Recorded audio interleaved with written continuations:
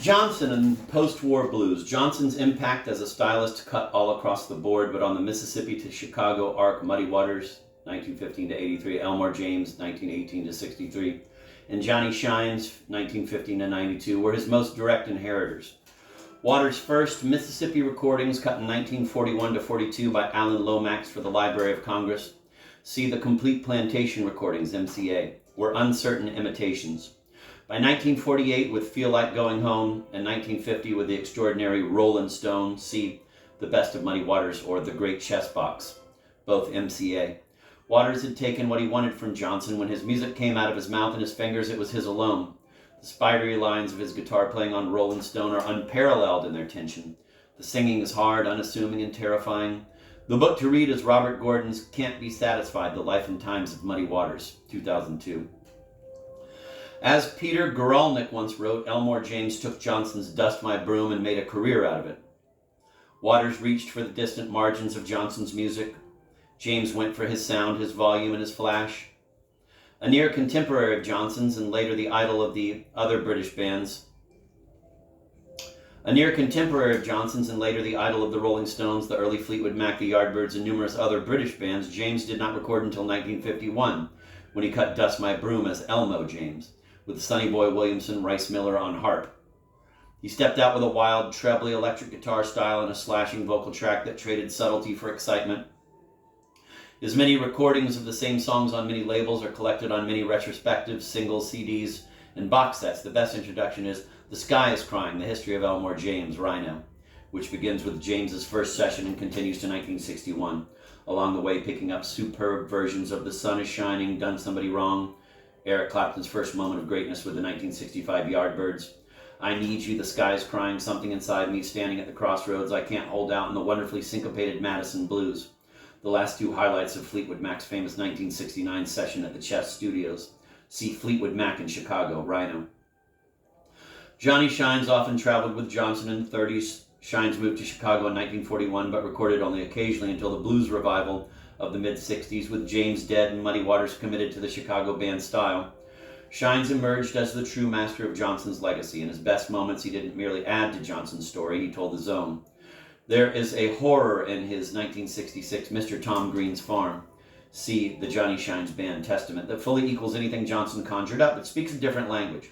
Shines finds evil in the white man's rule, while Johnson found it in himself no less than in the world.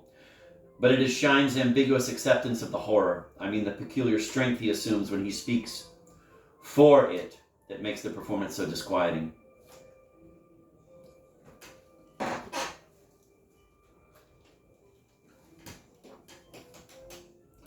Shines' first recordings made in 1946 can be found on the anthology Chicago Blues, The Beginning, Testament LP. His scorching Joliet Blues, cut in 1950, which Chess left unissued for almost 20 years, is on the anthology Drop Down Mama, Chess MCA. Sweet Home Chicago, The Job Sessions, credited to Shines and Robert Jr. Lockwood, collects Fishtail, a reworking of Terraplane Blues.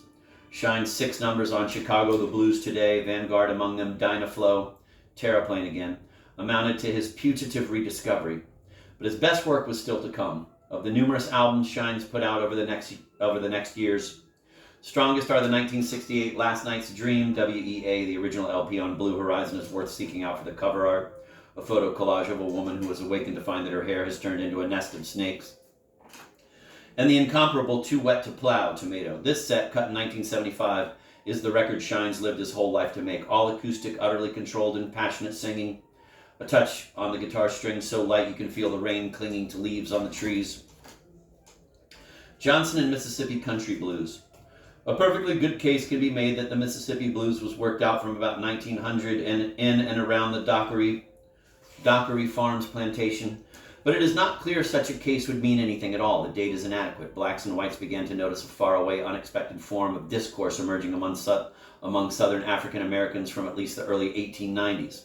A discourse of moans, wordless songs, suppressed wails, notes coming off a guitar like a shiver, and hanging in the air like smoke, a vast family of wishful phrases and philosophical couplets that migrated from person to person, state to state, road to road, dust to dust. The phrase "worked out" suggests an intentional, collaborative effort, as opposed to "came to be." say, which would open the door to a folk process in which the needs and desires of a people crystallized into a cultural form, but why not discovered or made up? First recorded in the 20s and 30s, the music makes up an aesthetic world that today can seem complete in itself, but while the blues scholar Sam Charters once wrote that only a black man living in the Mississippi Delta in the 1930s could possibly understand what Son House meant when he sang, "My black mama's face shines like the sun," to say that the world of Mississippi blues is complete is not to say that it is exclusive. There is a uniquely American language in the shared body of riffs and lyric fragments that change in function and meaning from singer to singer, an attempt to confront a landscape and a way of life that, as a language, evades the limits of both. There's something very old about this music, something that has little to do with dates or words like archaic or primitive.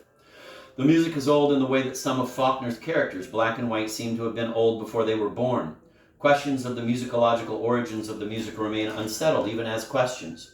While such anthologies as Alan Lomax's The Roots of the Blues, New World, or Blues Roots, Rhino, are intriguing, both include African tribal recordings, field hollers, work chants, and notably crude gospel or blues-like rag performances. They are also misleading. They give the impression that blues coalesced more or less naturally as a result of the inevitable intermingling of extant forms and traditions.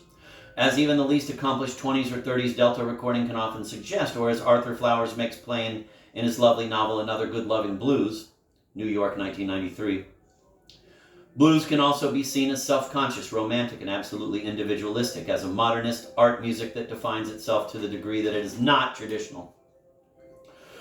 In 2002, the historian Luc Sante argued in The Birth of the Blues, collected more brazenly as The Invention of the Blues in Sante's Kill All Your Darlings, pieces 1990 to 2005, Portland, Oregon, Verse Chorus Press, 2007, that just as genetics now believe that all living people are descended from a single woman who lived perhaps 140,000 years ago, the blues, defined strictly as a particular song form made up of 12 measures of 3-line verse, with a line length of 5 stressed syllables and an AAB rhyme scheme. Charlie Patton, 1929, hitch up my pony, saddle up my black mare, hitch up my pony, saddle up my black mare, I'm gonna find a rider baby in the world somewhere, did not emerge, evolve, or develop in any folk sense at all. The blues could only have been invented by a particular person or persons, just as the X-ray and the zipper and the diesel engine were invented in the same decade. By particular persons, Sante wrote. We know their names, though. If the blues was invented, why by 1910, at the latest, did nobody know by whom, when, where? Illiteracy, poverty, racism, Sante suggests. But also because the blues was so portable that once the first blues singer sang the first blues to the first blues listener, it is easy to imagine that within 24 hours a dozen people had taken up the style, 100 inside of a week, 1,000 in the first month. By then only 10 people would have remembered who came up with it, and 9 of them weren't talking. It seems like a veil lifting, but as Nathan Zuckerman says in Philip Roth's The Human Stain of Finally Solving the Mystery of His Dead Friend Coleman Silk, now that I knew everything, it was as if I knew nothing. The Mississippi blues is a kaleidoscope of invention, discovery, trading, borrowing, theft, gathering, ambush, escape. Sante's revelation will take you to Son House, but it won't get you within miles of Geeshie Wiley. I started playing when I was about 11 years old, L.V. Thomas, 1891 to 1979, a.k.a. L.V. Thomas, who along with Wiley in 1930 recorded some of the most idiosyncratic blues ever heard, told Mac McCormick in 1961 when she was almost 70. There were blues even back then. I can't hardly name them. I don't know that the songs had a name. One song was Oh, My Babe, Take Me Back, and another was Jack O' Diamonds. Their music was both archaic and futurist. As the blues scholar Don Kent has written of Wiley, if she did not exist, it would not be possible to invent her.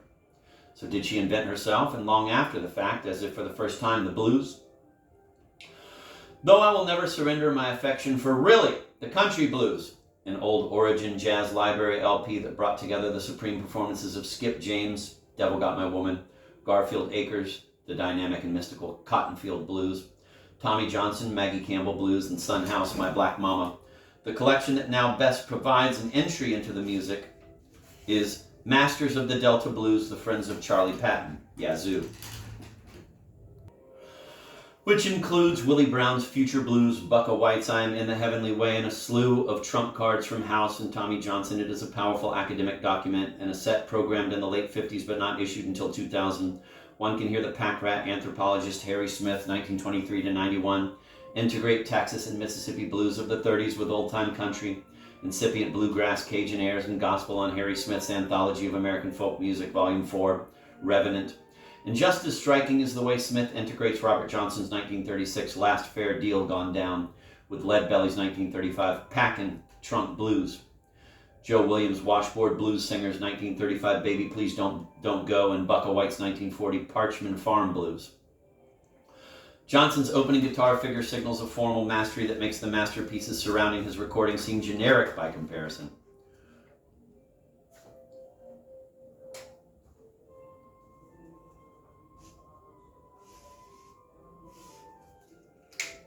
Still, Smith's compilation is an argument about style, and style doesn't tell the story. Dating to the early 60s, issued in Berkeley as a bootleg, really, the country blues is now even more of a relic than unspeakably rare, otherwise unbearable sounds, unhearable sounds it presented to the public. A relic left behind by a small group of white people, record collectors who set out to discover an America created decades earlier by small groups of black people. Set out to discover a real America, free of shame and lies, a place of passion, danger, and splendor, and found it. The first time in history, as the punk band leader and blues archivist Jack White put it in 2013, that a single person was writing a song about themselves. Today, of course, no right-thinking person believes there ever was such a place.